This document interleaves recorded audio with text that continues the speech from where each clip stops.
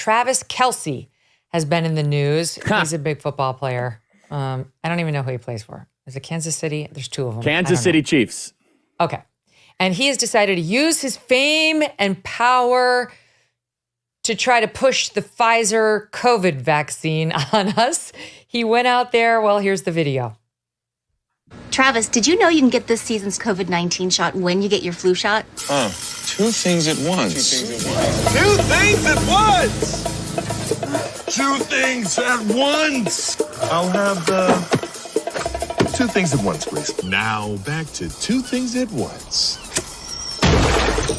Two things at once. That's not two things at once. Mom!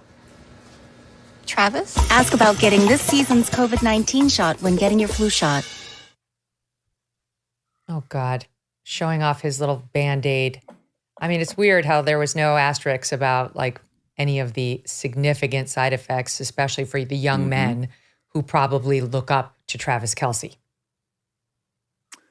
Yeah, the question is, what will break his heart first? His new relationship with Taylor Swift or the COVID shot? That remains to be seen. So they're both are in the business of breaking hearts. Yeah, look, I mean, he just did it for money, obviously. And I mean, I used to be a really big fan of Travis Kelce. And here he is trying to put a manly man spin on Pfizer. But this also goes to show how desperate Pfizer is. And you're trying too hard if you have to produce a advertisement like that. And by the way, I watched a fair amount of NFL football yesterday. They ran this ad nonstop propaganda. And you are not even allowed to mention the side effects or anything that happens with the mRNA gene altering shot that they call the COVID shot. But this goes to show that basically anyone is for sale for a number big enough. And let's also just say, Travis Kelce, looking at you and knowing how you perform at a very, very high level, you're not exactly at a risk group for COVID. Why are you peddling this or pushing this forward? This is about profits for Pfizer, period. Both for the flu vaccine and for the COVID shot. Like the stats show that if you are a 33-year-old NFL football player, you are not going to die from getting COVID, period. But Travis Kelce is for sale, evidently, and I wonder how much. It really disturbs me because I recognize that the vaccine has done, especially elderly people, some good. But it's not the elderly people who are watching Travis Kelce. My mom is not watching Travis Kelce. It's young men who are looking up to him. And that is exactly the age group, those teenagers into their young 20s, who are most at risk of myocarditis from the vaccines and least at risk from COVID. And so like, if it were me, like, would I, as somebody who that group listens to, go out there and push that vaccine?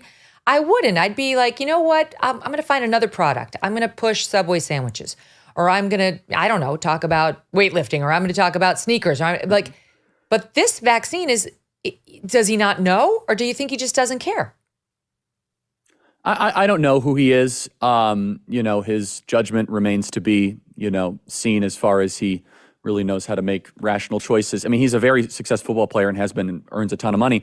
But I mean, it's disturbing because it's so obvious why Pfizer is doing this. I, in recent memory, post-COVID, never remember enlisting NFL football players, A-list NFL football players, to push forward a vaccine. Like, that's very, very strange and weird.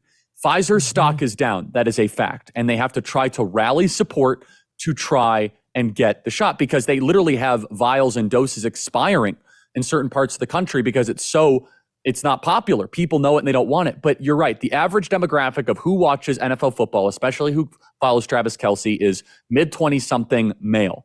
That, according to the data, according to the science from the CDC and the FDA, those are the people that need the shot the least, even if the shot were to work and did not have negative side effects, including the flu shot. So Pfizer is a profit-seeking enterprise subsidized by the American taxpayer. They're able to operate with legal impunity because of the law that was passed under Ronald Reagan that basically says you cannot sue vaccine manufacturers. And now they're able to use their excess billions of dollars of profits to hire A-list NFL football players and try to increase vaccine enrollment, if you will, this fall.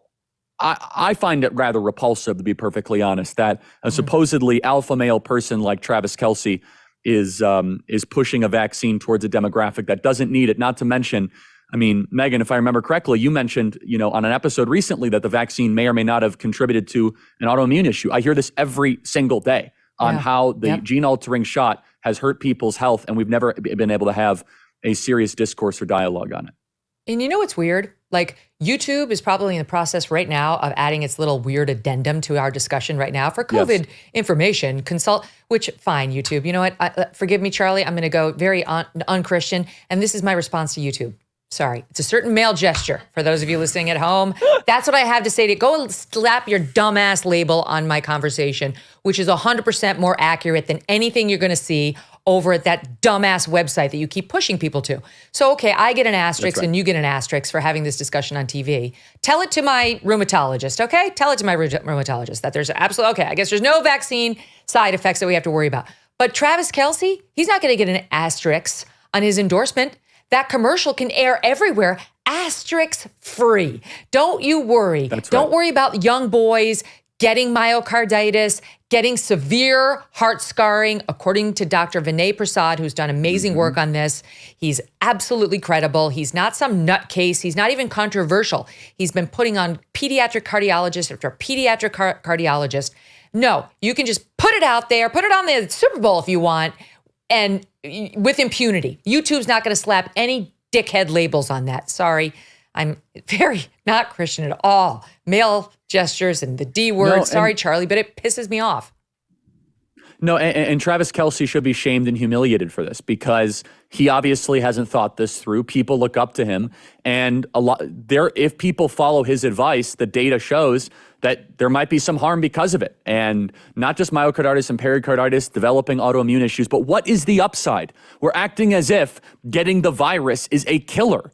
And the data shows that if you're healthy and you eat fine and you're not obese, 18 to 50, that with even mild interventions, you're going to be fine when it comes to COVID. This is sick care. This is the vaccine propagandists and manufacturers that are trying to put forward unnecessary interventions of inoculation when you say, okay, I had COVID, the antibodies are better than the vaccine, and I don't have to worry about myocarditis, pericarditis, or suddenly dropping dead at a football practice. Well, you know what else is going to happen? If you get myocarditis and you're stuck with this, I mean, it's not like heart scarring goes away just overnight and you're fine. You're stuck with it. You could actually be compromised. There's been long studies about what that does to you over the long haul. I mean, the worst risk, of course, is that it's fatal, but there are a lot of risks short of that. They don't have Travis Kelce's $50 million deal to help with the costs of that care. Most of the people listening to him, they're going to have to deal with the side effects of this that weren't disclosed, that weren't highlighted, that were totally ignored. And then with the ongoing health problems that come from it without his gazillions, not to mention if he winds up marrying Taylor Swift, who was there cheering him on because she's super woke now and did this big push to register voters over the weekend. Yeah, good luck with that. That's right. They're not going to get married. Yeah, I'm going to say that you're not exactly proving that you make the best decisions, Travis. So, didn't he also endorse Bud Light? Didn't he also endorse Bud Light? Probably. Obviously, he's super woke. I mean, he's super woke. He's with Taylor. He endorsed Bud Light, like post-controversy, and he's pushing the Pfizer vax. So there you go. Just for a moment, let's push the politics and all the crazy news these days to the side and talk about dogs. Seriously, Delta Rescue. You may have heard of them. They're an organization that has dedicated their mission to providing lifelong care to rescued animals from the wilderness. Dogs, cats, horses too. This can be something everyone agrees on. Delta Rescue providing for and protecting the animals we love the most. As humans, our relationship with dogs goes back a long way, horses too. And dogs have been our hunting guides, protectors, and sweet companions. They're part of the family. If all this makes sense to you and you love dogs and animals, check out Delta Rescue and consider making a gift. Delta Rescue relies solely on the contributions of people like all of us to provide care for life for their 1,500 plus animals.